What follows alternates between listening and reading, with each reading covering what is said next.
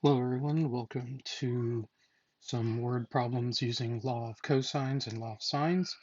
You can find these problems on your stations page as well as in our notes packet. Okay, so my main focus for these problems will be, of course, to set up the triangles and show you what our setup would be like, and let's focus on just solving them. We've done quite a bit of law of sines and cosines, and so the focus is now translating this word problem into something more manageable. Okay, so let's look at this problem and see kind of how we would set it up. So here I have 2 points A and B on opposite sides of a pond, and a third point C located on land, which is 86 meters away from A and 61 meters from B. The triangle formed by the 3 points is such that the measure of the angle C is 76 degrees. We want to figure out how far apart these two are, which is the distance across the pond. So you can see I started by sketching this out, and you can see I drew a little bit of a pond down there at the bottom, that blue circle, and I marked A and B as opposite sides of the pond, and of course another point C, which is some distance away from the pond, right? Now, we are 86 meters away from this side, and 61 meters away here, and my angle in between here is 76 degrees. Now, this is of course going to be a law of cosines problem, so take a moment, go ahead and set it up, and then I'll show you my setup for this as well. Okay, so here's my setup. C squared equals a squared plus b squared minus 2ab cosine c. That is the basic law of cosine setup. And let's plug our numbers in. So a is going to be my 61, b is 86, same numbers here, 61, 86, and then of course cosine 76 degrees. Okay, and when you compute what this is, you will get that it is approximately 8,578.75, and that's c squared. So what we'll do is we will take a square root of this.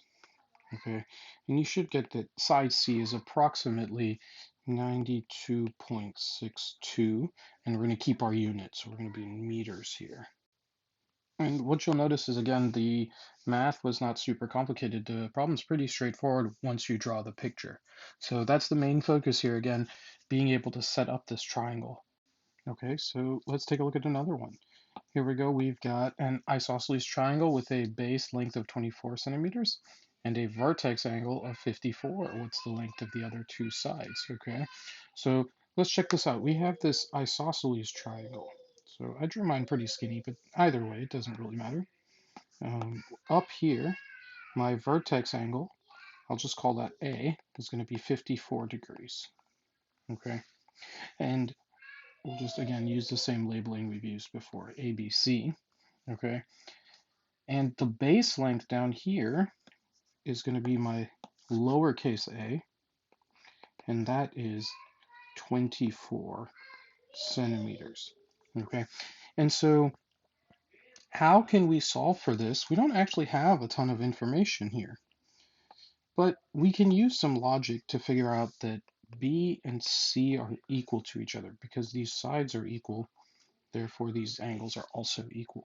Okay, and so we can say this: 180 minus 54 degrees is 126, and that is both B and C together, right? So if I divide this number by 2, we'll get 63 degrees, and that's going to be both B and C are going to be equal to 63 degrees. And the nice thing about this is also that little b and little c, the side lengths, small b and small c, will both also be equal. Okay, so in this case, I'll be able to use law of sines, and we'll set it up something like this. And I'll just solve for b in this case. Okay, we got 24 over sine 54 degrees is equal to little b over sine 63 degrees. And we can cross multiply and solve this. So after we cross multiply this, we should get something like this: 24 sine 63 degrees divided by sine 54 degrees. And you should get that your side length is 26.43 centimeters. Okay, and that is, of course, both B and C. They are, in fact, the same answer. Okay, so both of them have the same side length. And that is, of course, because it's an isosceles triangle. So isosceles triangles have two angles that are the same. They also have two sides that are the same, and it makes it very convenient for us to solve problems like this. Okay, let's take a look at one more. A navigator locates his position C on a map.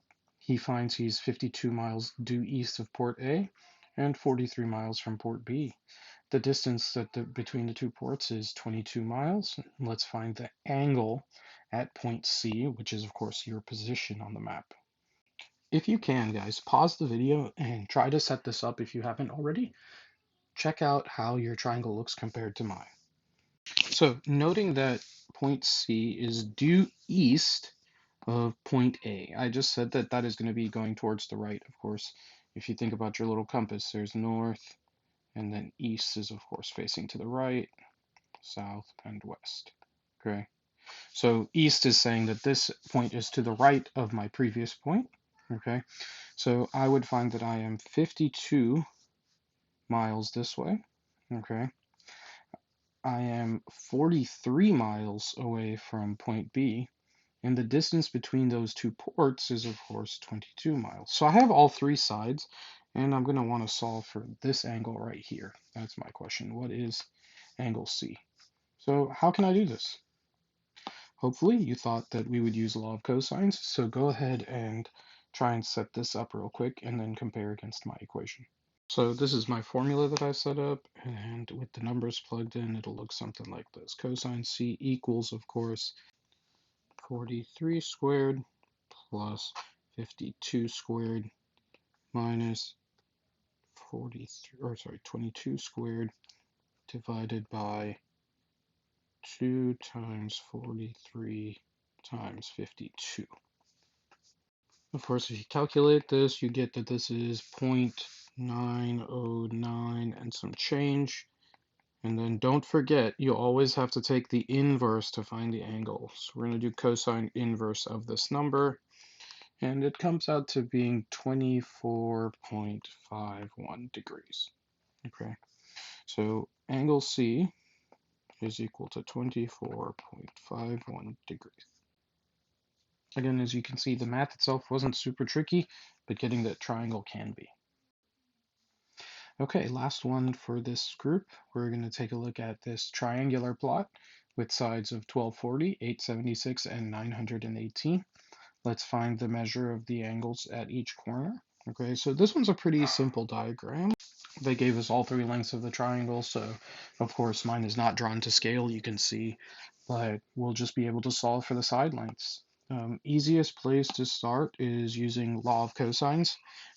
I'll just start from point A, so cosine A, okay, and that is of course going to be b squared plus c squared minus a squared over 2bc.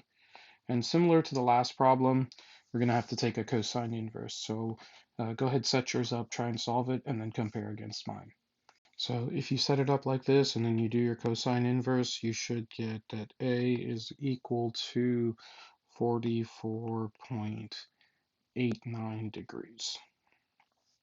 Okay, now solving for B or C next, we have a couple of options. We could actually just replicate this and do it kind of the same way, but we can also use law of sines now since we have one angle. We can also do it that way. So I'll set it up using law of sines, but you can equally as well use law of cosines to do this. We'll just solve for angle B. So here's your setup, and you find that B is 47.7 degrees. Okay, now how would I go about solving for C now? Well, hopefully you guys all came to the conclusion that we can just subtract these two answers from 180, okay, and see that C is 180 minus A and minus B. And if we do that, we should be able to figure out C pretty easily. So if we follow this, we'll just get that C is 87.41 degrees. And there you go. We've got all three angles solved for in this problem. Okay, so hopefully this is helpful, guys. Make sure that you are practicing setting these up from reading the word problems. Some are simple, some are not so simple. So just kind of be wary and make sure that you pay attention to the details. Okay, good luck and happy studying.